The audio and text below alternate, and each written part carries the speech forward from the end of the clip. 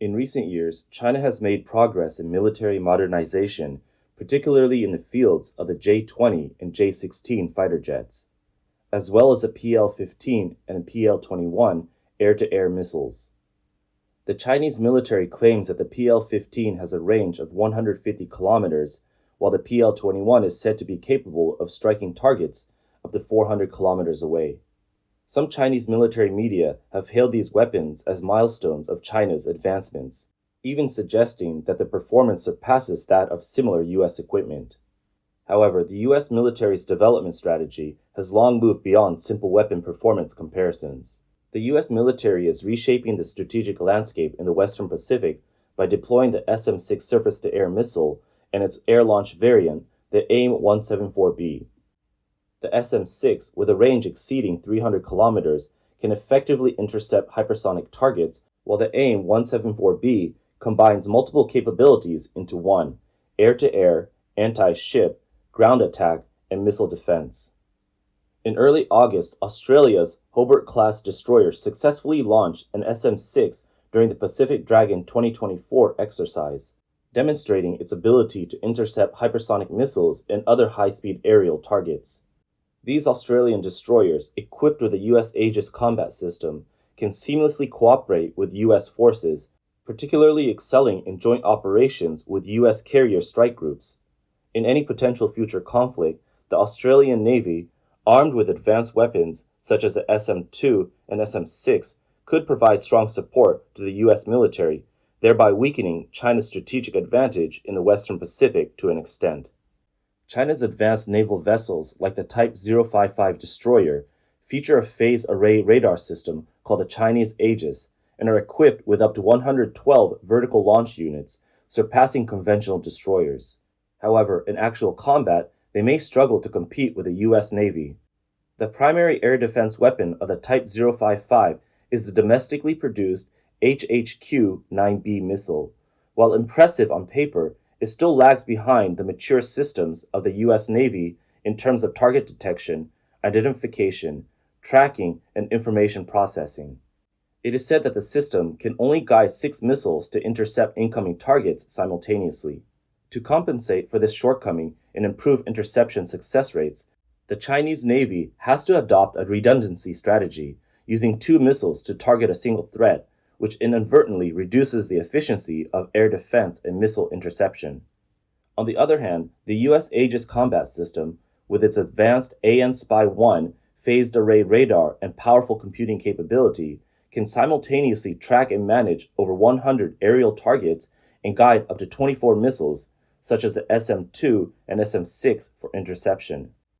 More importantly, the U.S. Navy's ships using Aegis have developed a model from decades of combat experience, often requiring only 1 missile to successfully intercept an incoming target, giving them an advantage in defense efficiency. The U.S. not only possesses the world's most advanced radar and missile systems, but also has accumulated extensive combat experience. For example, on April 14th, multiple U.S. Aegis ships were deployed in key areas such as the Red Sea and Arabian Sea. By sharing real-time battlefield information and target data, they created a seamlessly connected missile defense network, helping Israel successfully intercept over 100 missiles launched by Iran. U.S. Navy vessels launched SM-3 missiles that accurately destroyed incoming missiles in space, while the SM-6 provided short-range, low-altitude interception within the atmosphere, forming a multi-layer defense system. In contrast, the Chinese Navy is still weak in missile defense and joint operations, which greatly limit the survivability and strategic effectiveness in its vessels in future maritime conflicts. The design of China's HHQ-16 missile is similar to the ESSM missile on Aegis ships, both being short-range and air defense missiles.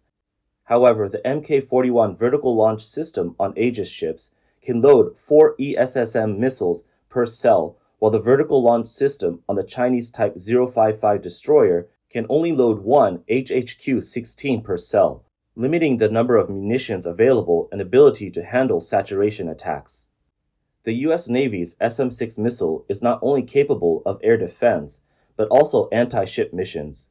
In complex battlefield environments, It offers greater flexibility by eliminating the need to switch between different types of missiles. The Chinese Navy currently relies on the HQ-9 for long-range air defense and the YJ-18 for anti-ship missions, with a fixed number of these munitions loaded in the vertical launch cells, offering less flexibility compared to the US system. China's YJ-18, a long-range anti-ship cruise missile, is considered an improved version of Russia's Club missile. It has subsonic cruise and supersonic terminal capabilities and is primarily used for attacking surface ships. However, its multi-role capabilities, such as air or ground attack, have not been fully disclosed, and its operational flexibility and integration with platforms differ from the SM-6. The DF-21D is known as a carrier killer. While not an air defense missile, is China's long-range anti-ship ballistic missile. It is designed to target large surface vessels, such as aircraft carriers, and poses a significant threat in anti-ship warfare. However, while it excels in anti-ship capabilities, it lacks the multi-role functionality of the SM-6.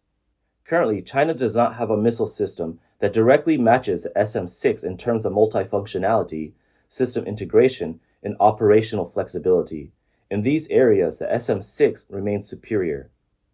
So when facing the US Navy's advanced Aegis-equipped ships, the Chinese Navy is disadvantaged not only in the simultaneous interception of multiple targets, but also lacks in defending against high-intensity attacks.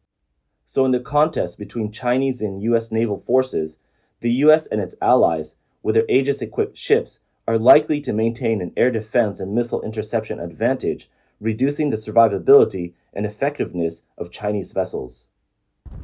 Speaking of the SM-6 missile, there is a recent major development. The US military has successfully equipped the SM-6 onto the F/A-18EF Super Hornet carrier-based aircraft and the F-16 fighter jet, creating a new type of long-range air-to-air missile named AIM-174B. This air-to-air missile has an impressive range of 430 kilometers, surpassing China's PL-21 missile. What's more noteworthy is that in previous missile defense tests, the SM-2 Block IVA missile, with performance similar to the SM-6, reached speeds of Mach 6. This far exceeds the existing data of Mach 3.5. This suggests that the actual performance of the AIM-174B may far exceed official specs. The advantages of the AIM-174B are not limited to range and speed. It can also form a highly integrated combat network with early warning aircraft and other fighter jets. After launch, the missile can rely on target data and mid-course guidance provided by platforms such as early warning aircraft or the F-35, achieving more precise and stealthy strikes. This systematic combat approach is a hallmark of the US military. In sharp contrast, China's focus has been surpassing competitors and breaking individual performance indicators. For instance, while China's dual-pulse rocket engine is hailed by Chinese media as a world's first, similar concepts have long been present in early US designs. The reason the US has not prioritized this technology is that with modern electronic warfare, battlefield intelligence, and control systems, existing missile systems like the AIM-120 series and AIM-260 already perform excellently within the overall combat system. Reliability and actual combat performance are what the US military values most. The facts speak for themselves. The US AIM-120D already has a range exceeding the 150 kilometers of China's PL-15, while the AIM-174B completely overshadows the PL-21. Not to mention that AIM-260A is already in production. In close-range air combat, the US is also working to upgrade the AIM-9X, deploying a 6th-generation seeker and new data link, laying the groundwork for doubling its range.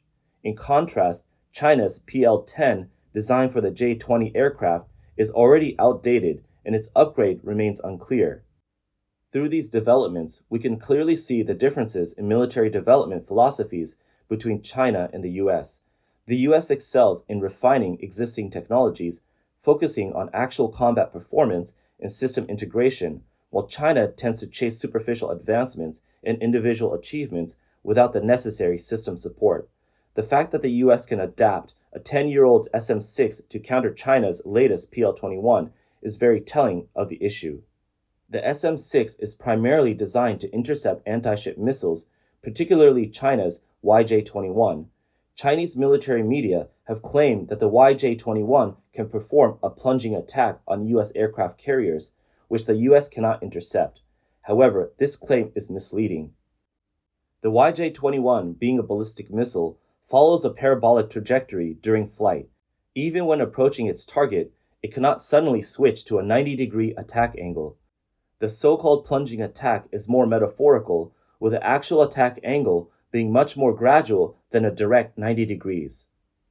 Aegis systems equipped with the SM-3 are capable of intercepting intercontinental ballistic missiles traveling at speeds of up to Mach 23, so a missile like the YJ-21 with a speed of Mach 10 poses much less of a challenge. The YJ-21 is merely a ship-launched version of the DF-21D ground-based anti-ship ballistic missile, and it falls short in performance compared to hypersonic weapons. Even with more advanced hypersonic weapons, such as Wave Rider or Escape Glide trajectory missiles, while their flight paths are unique, their final phase attacks are essentially no different from conventional ballistic missiles.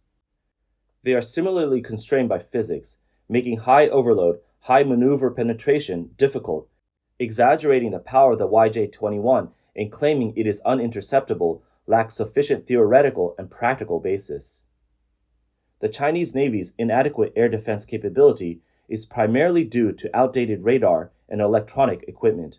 In modern air defense systems, radar performance is critical as it accounts for about 80% of overall defense capabilities.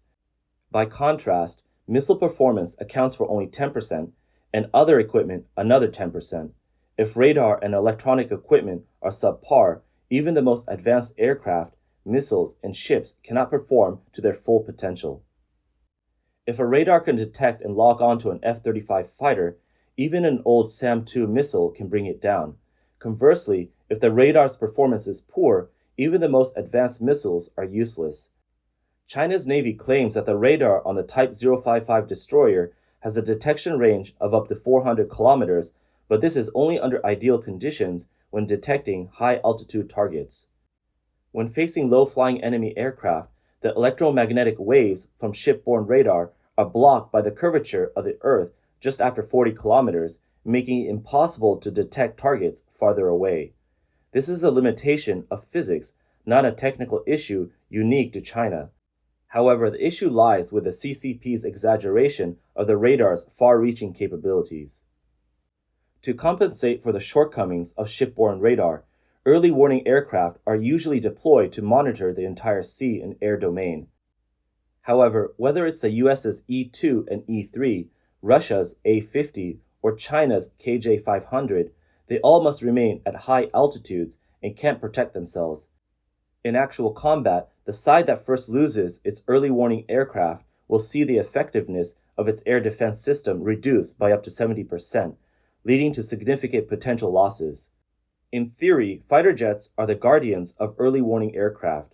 For example, U.S. early warning aircraft are often surrounded by stealth fighters like the F-22 and F-35, as well as powerful jets such as the F-15 and FA-18. While it's not difficult for Chinese forces to spot U.S. early warning aircraft, the real question is whether Chinese jets would dare to risk attacking them.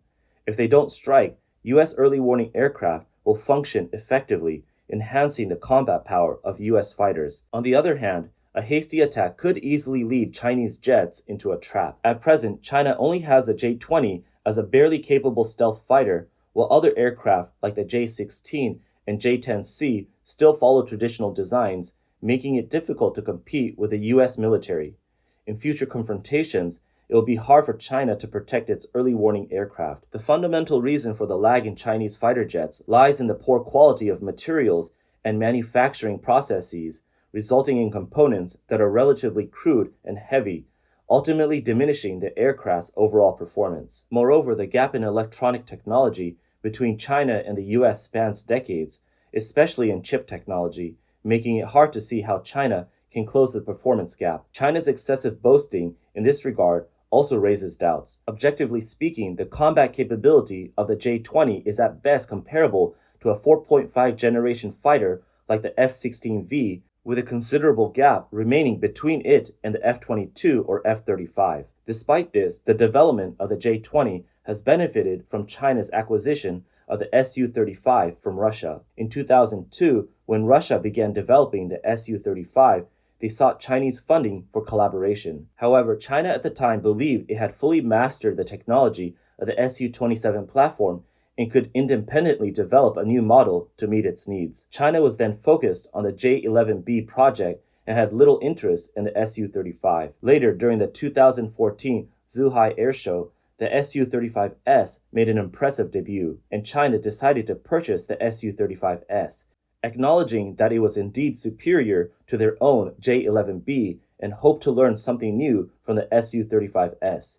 Reportedly, features such as integrated aerodynamic control surfaces, thrust vectoring, and comprehensive flight control system of the Su-35 greatly accelerated the J-20 development. Without borrowing from the Su-35, China would likely have struggled to achieve its desired results, even with significant investment. This shows that China's aircraft development lags behind even China. Looking at the poor performance of Russian aircraft in the war in Ukraine, it's likely that China's Air Force would fare even worse if it engaged with the US military.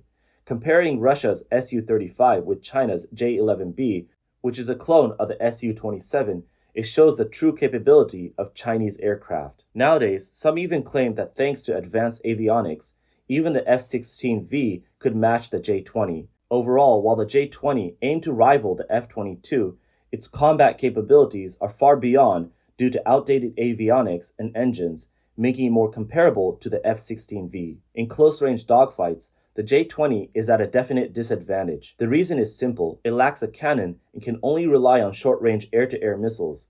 In contrast, both the F-22 and F-35 are equipped with cannons. More importantly, the F-22 and the F-35 feature thrust vectoring nozzles and more powerful engines, giving them a significant edge in maneuverability with superior nose-pointing ability compared to the J-20. In beyond visual range engagements, where both sides use radar to search for targets, the J-20 also lags behind the F-35. Given China's overall lag in civilian electronics, it's unlikely that China will surpass the US in military avionics. In terms of carrier-based aircraft, China's J-15's overall avionics are inferior to the FA-18EF. The J-15B is still in testing, and only a few J-15T models have been produced for validation, so the J-15A is likely to remain the main aircraft on carriers. In contrast, the FA-18EF Super Hornet is equipped with an active electronically scanned array radar and AIM-120D medium-range air-to-air missiles, along with a new generation of integrated avionics and power systems.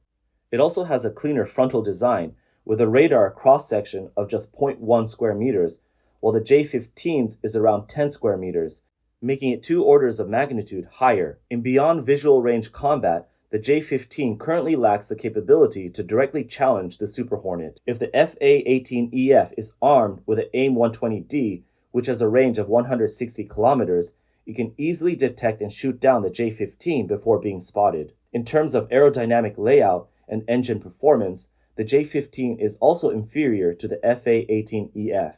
The latter is powered by F414 engines with a thrust-to-weight ratio of 8.9 compared to the J-15's 7.9. Thanks to its advanced aerodynamic design, the FA-18EF is also easier to maneuver compared to the J-15, as it has an excellent subsonic maneuver envelope. The gap in early warning capabilities is even more significant, as the J-15 relies on the Z-18 early warning helicopter for guidance, whereas the FA-18EF benefits from the support of the E-2D early warning aircraft and EA-18G electronic warfare aircraft. The difference in combat effectiveness is stark. China's ski jump carriers are far less efficient than US carriers, with their aircraft mainly serving as long-range air defense rather than to strike enemy carriers. In this case, the FA-18EF could breach the J-15's defense, launch anti-ship missiles at China's carriers or Type 055 destroyers, and withdraw without engaging the J-15 directly.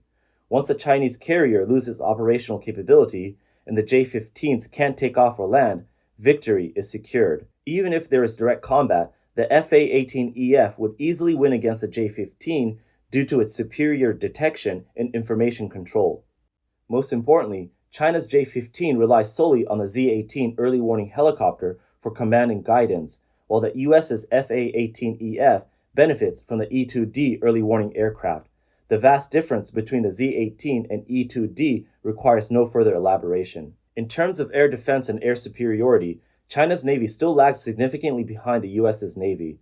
It's easy to boast when not facing the US, but believing one's own hype can be dangerous.